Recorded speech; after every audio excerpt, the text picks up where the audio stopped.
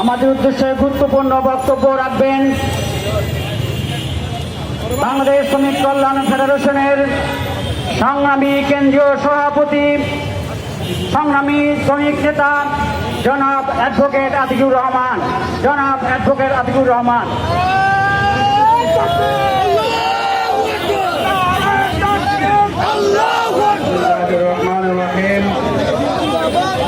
বাংলাদেশ শ্রমিক কল্যাণ ফেডারেশনের উদ্যোগে আয়োজিত মালয়েশিয়ায় বাংলাদেশি শ্রমবাজার পুনরায় সিন্ডিকেটের হাতে তুলে দেওয়ার ষড়যন্ত্র, গ্যাস এবং বিদ্যুৎ সংকটের কারণে প্রতিনিয়ত বাংলাদেশের শিল্প কারখানা বন্ধ হয়ে যাওয়া, তার প্রেক্ষিতে শ্রমিকের ছাঁটাই, দ্রব্যমূল্যের ঊর্ধ্বগতি এবং অবিলম্বে সকল পেশার শ্রমিকের ন্যূনতম মজুরি পুনর্নির্ধারণের দাবিতে আজকের এই মানববন্ধনে উপস্থিত শ্রমিক কল্যাণ ফেডারেশনের কেন্দ্রীয় নেতৃবৃন্দ, সাংবাদিক বন্ধুগণ, সংগ্রামী ঢাকাবাসী, আসসালামু আলাইকুম রহমতুল্লাহি ওয়া বারাকাতুহু। ইতিমধ্যে আপনারা অবগত হয়েছেন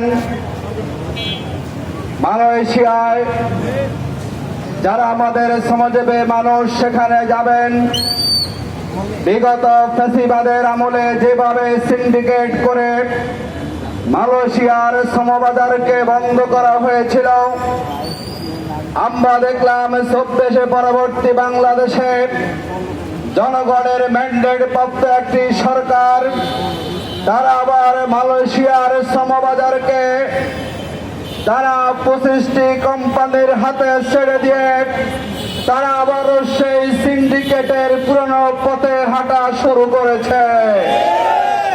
২০২৪ সালের ৩১ মে নানা সিন্ডিকেট এবং বিশৃঙ্খলার কারণে মালয়েশিয়ার শ্রমবাজার বন্ধ ছিল। সেদিন টিকিট না পাওয়ার কারণে, বিমানে উঠতে না পাওয়ার কারণে ১৭,০০০-এর মতো শ্রমিক ভাইরা মালয়েশিয়া যাওয়ার সুযোগ পান নাই। দীর্ঘদিন শ্রমবাজার বন্ধ থাকার পরে আমরা খুশি হয়েছিলাম আমাদের মাননীয় প্রধানমন্ত্রী মালয়েশিয়া সফরে গিয়েছেন। তিনি সেখানে গিয়ে গুরুত্ব দিয়ে এই শ্রমবাজার খোলার পদক্ষেপ নিয়েছেন। নিঃসন্দেহে আমরা ওনাকে ধন্যবাদ জানাই। কিন্তু আমরা খেয়াল করলাম এই শ্রমবাজার যখন থেকে খুলে যাওয়ার সম্ভাবনা তৈরি হয়েছে, ফের আবার পুরনো সিন্ডিকেট চক্র সক্রিয় হয়েছে। বাংলাদেশে ২০০০-এর মতো রিক্রুটিং এজেন্সি আছে। শ্রমিকরা তাদের পছন্দ মতো এজেন্সিকে বাছাই করে তারা কম দামে মালয়েশিয়া যাবে, কিন্তু সেই দিকটাকে উপেক্ষা করে বিভিন্ন ভাবে আমরা খবর পাচ্ছি সরকারের বিভিন্ন মন্ত্রীদের, বিভিন্ন আত্মীয়দের কোম্পানিগুলো প্রতিষ্ঠা সিন্ডিকেট কোম্পানির কাছে আবার সেই শ্রমবাজার তুলে দিয়ে বাংলাদেশের শ্রমিকের পিঠামাটি তারা বিক্রি পদক্ষেপ গ্রহণ করেছে। আমরা দাবি জানাবো, যারা বিদেশে যান বাংলাদেশের শ্রমিকরা, তারা বাংলাদেশের সম্পদ, তারা সেখানে মাথার ঘাম পায়ে ফেলে পরিশ্রম করে, তারা আমাদের রেমিটেন্স যোদ্ধা, তাদের রেমিটেন্সের কারণে বাংলাদেশ সমৃদ্ধশালী হয়। সেই শ্রমিকের সাথে কোনো ধরনের প্রতারণা করা যাবে না। বাংলাদেশের যারাই বিদেশে যান তাদের কারোর জমা টাকা থাকে না। কেউ গরু বিক্রি করেন, কেউ জমি বিক্রি করেন, কেউ ভিটেবাটি বিক্রি করে বিদেশে যান, আর তাদের সেই টাকাগুলো ওই সিন্ডিকেট নামক মধ্যস্বত্বভোগীদের পকেটে যাবে। নতুন বাংলাদেশের শ্রমিককে হতে দেবে না। আমরা বাংলাদেশের শ্রমিকের কণ্ঠস্বর হয়ে এই জাতীয় প্রেস ক্লাবের সামনে এটি আমাদের মৃদু প্রতিবাদ। আমরা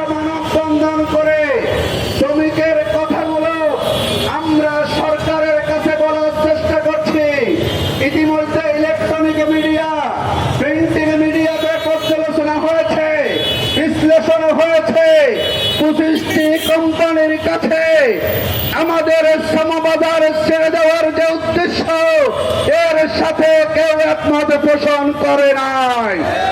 সুতরাং অবিলম্বে সরকার পদক্ষেপ গ্রহণ করে মালয়েশিয়ার শ্রমবাজারকে যারা যোগ্য কোম্পানি আছে এরকম মুক্ত করে দিতে হবে। কারণ নির্দিষ্ট কোম্পানি থাকলে শ্রমিকরা যাচাই বাছাই করার সুযোগ পায় না, তাদের যোগ্যতার মানদণ্ডে উত্তীর্ণ হতে হয় না, এবং তারা শ্রমিকদেরকে জিম্মি করে 7 থেকে 8 লক্ষ টাকা তারা বাধ্য করবে দেওয়ার জন্য। আমরা শ্রমিকদের উপরে এই জুলুম করার কোন চক্রান্ত আমরা সহ্য করতে পারি না। দ্বিতীয়, আপনারা খেয়াল করেছেন দীর্ঘদিন থেকে বাংলাদেশের গ্যাস সংকট চলছে, বিদ্যুতের সংকট চলছে। আমাদের যেই বাংলাদেশের পোশাক শিল্প থেকে আমরা 80% পরের রেমিটেন্স পাই, ইতিমধ্যে আমরা পত্রিকায় খুললে দেখতে পাচ্ছি গ্যাসের সংকটের কারণে, বিদ্যুতের সংকটের কারণে প্রায় 3 শতাধিক কারখানা বন্ধ হয়ে গিয়েছে।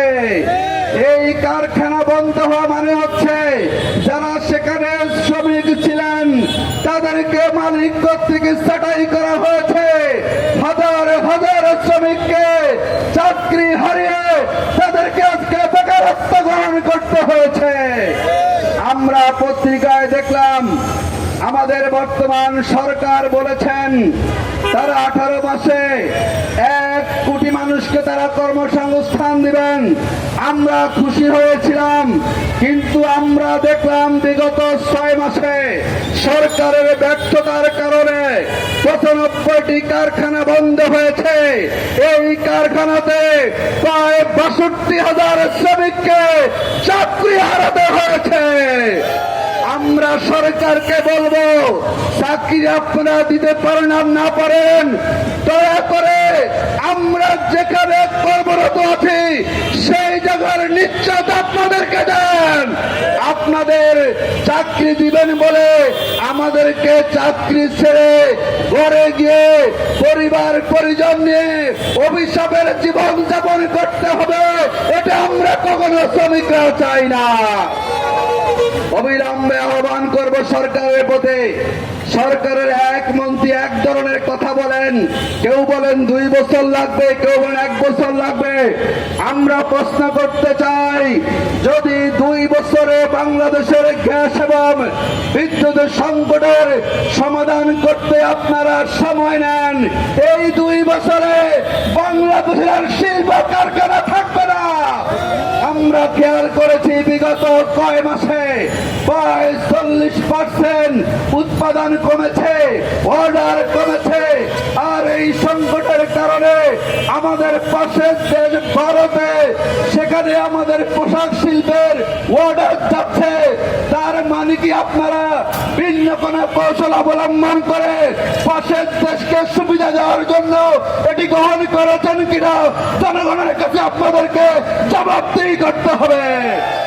অবিলম্বে সকল শিল্প কলকারখানায় নিরবিচ্ছিন্ন গ্যাস দিতে হবে, বিদ্যুৎ দিতে হবে। আমরা চাই না গ্যাস সংকটের কারণে, বিদ্যুতের সংকটের কারণে আর কারখানা বন্ধ হোক, শ্রমিকের ছাঁটাই হোক, এটা আমরা দেখতে চাই না। আমরা সরকারের মন্ত্রীদেরকে বলবো, আপনারা তো আমাদেরকে অনেক কথা শুনিয়েছেন নির্বাচনের আগে। আপনারা অনেক অভিজ্ঞ দেশ পরিচালনায় আপনারা 3 বার ক্ষমতায় ছিলেন। আমরা জনগণ বিশ্বাস করেছিলাম।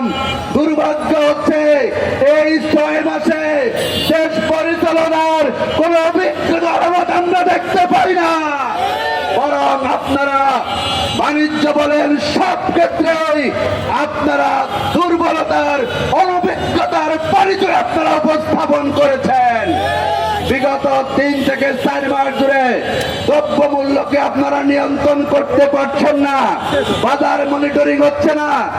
আমরা জানি না আমাদের বাণিজ্য মন্ত্রীকে, আমরা জানি না তার স্যার, আমরা দেখি না, কিন্তু আমরা দেখি বাজারে আগুন লেগেছে, এই আগুনকে আপনাদের নেভাতে হবে। আপনারা বাজারে নিয়ন্ত্রণ করতে পারবেন না, তেলের দাম বাড়াবেন, গ্যাসের দাম বাড়াবেন, জ্বালানি তেলের দাম বাড়াবেন, আর আপনারা শ্রমিকদের মজুরি বাড়ানো নিয়ে এখনো কোনো পদক্ষেপ গ্রহণ করেন নাই। এটা বাংলাদেশের শ্রমিকের সমাজ দীর্ঘ সময় আমরা সহ্য করব না। আমরা দাবি জানাবো অবিলম্বে পোশাক শিল্প থেকে শুরু করে সকল পেশার শ্রমিকের মজুরি পূর্ণ নির্ধারণ করতে হবে। অবিলম্বে জাতীয় মজুরি বোর্ড গঠন করতে হবে, সকল পেশাভিত্তিক মজুরি বোর্ড গঠন করতে হবে। আমাদের দেশের শ্রমিকরা না খেয়ে থাকবে, শ্রমিকরা দুবেলা দুমুঠো খাবার খেতে পারবে না, আর রাষ্ট্রযন্ত্র বসে আমাদেরকে সুন্দর সুন্দর সবক দিবেন। এই সবক এদেশের জনতা শ্রমিকরা কখনো শুনতে চায় না। শ্রমিকের সমস্যার সমাধান করেন, আমাদেরকে মজুরি দেন, গ্যাস দেন, বিদ্যুৎ দেন, তারপরে আপনারা বড় বড় কথা বলেন আমাদেরকে গ্যাস দিবেন না, বিদ্যুৎ দিবেন না, দ্রব্যমূল্য নিয়ন্ত্রণ করতে পারবেন না, মজুরি দিবেন না, আর আপনারা বসে বসে আমাদেরকে গাল গল্প শোনাবেন। 26 পরবর্তী বাংলাদেশে শ্রমিকরা এই ধরনের রাষ্ট্রযন্ত্রকে আমরা মেনে নিতে পারি না। সুতরাং অবিলম্বে মজুরি বোর্ড গঠন করুন। ইতিমধ্যে আপনারা অনেকে জেনেছেন বাংলাদেশে যারা চা শ্রমিক আছে তারা আন্দোলন করছে। আমাদের দেশের চা শ্রমিকেরা দিনে মাত্র 500 টাকা মজুরি চাচ্ছে, যেটা সরকার প্রতি বছর 8 টাকা বাড়িয়ে 196 টাকা করেছে। বাংলাদেশের চা বাগানে চাষ পাতা চলছে, এখানে মনুষ্যত্ব বোধ নাই, মানবিকতা বোধ নাই। অবিলম্বে চা শ্রমিকের দৈনিক মজুরি 500 টাকা বাস্তবায়ন করতে হবে। আমরা আশা করি আমাদের সরকার বাহাদুর যারা আছেন তারা আমাদের কথাগুলো শুনবেন। মিডিয়ার মাধ্যমে আমরা সহযোগিতা চাই।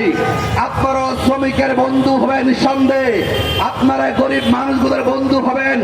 আমরা যে কথাগুলো বলেছি দয়া করে অনুগ্রহ করে আপনাদের মধ্যে দিয়ে ইলেকট্রনিক মিডিয়া এবং প্রিন্টিং মিডিয়ার মধ্যে দিয়ে এই কথাগুলো আপনারা প্রচার করবেন, যাতে সরকার মহোদয় জানার সুযোগ পায়।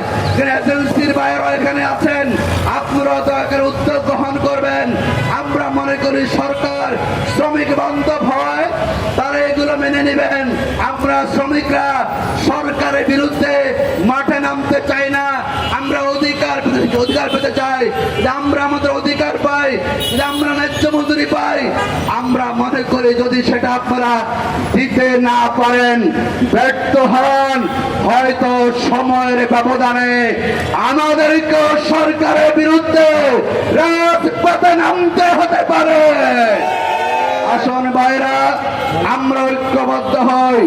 ইনশাআল্লাহ 24 পরবর্তী বাংলাদেশে যেই 3 শতাধিক শ্রমিক জুলাই বিপ্লবে জীবন দিয়েছেন তারা এখন বৈষম্যে থাকবে, অনার থাকবে, অধিকার হারা থাকবে, বঞ্চিত হবে, শোষিত হবে, নিপীড়িত হবে। আমরা শ্রমিকের সংগঠন তা কখনো বরদাস্ত করতে পারি না।